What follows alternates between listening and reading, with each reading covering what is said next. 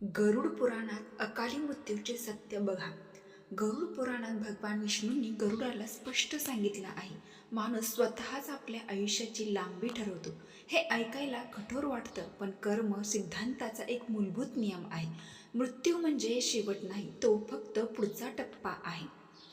गरुड पुराण सांगतो की मृत्यू म्हणजे आत्म्याचा अंत नाही. शरीर नष्ट होतं, पण आत्मा पुढच्या प्रवासाला निघतो. पण त्या प्रवासात यमदूत प्रश्न विचारत नाही, कोणीही वकील नसतो, कोणीही शिफारस करत नाही. फक्त आणि फक्त कर्माचा हिशोब असतो. आणि जेव्हा हा हिशोब वेळेआधी भरलेला असतो, तेव्हा आयुष्य कमी होतं. आयुष्य कमी होण्यामागचं कर्मगणित गरुड पुराणात आयुष्यात कमी होण्यामागे 3 मुख्य कारणे सांगितली आहेत.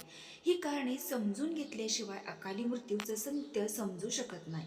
तर मैत्रिणींनो, हा संपूर्ण व्हिडिओ पाहण्यासाठी खाली त्रिकोण दिलेला आहे, तर त्या त्रिकोणवरती तुम्ही नक्की क्लिक करा आणि अकाली मृत्यूचे संपूर्ण महत्त्व जाणून घ्या. खाली त्रिकोण दिला आहे, त्याच्यावर क्लिक करा आणि आपल्याला चॅनलला सबस्क्राईब करा, म्हणजे व्हिडिओ बघता येईल. धन्यवाद.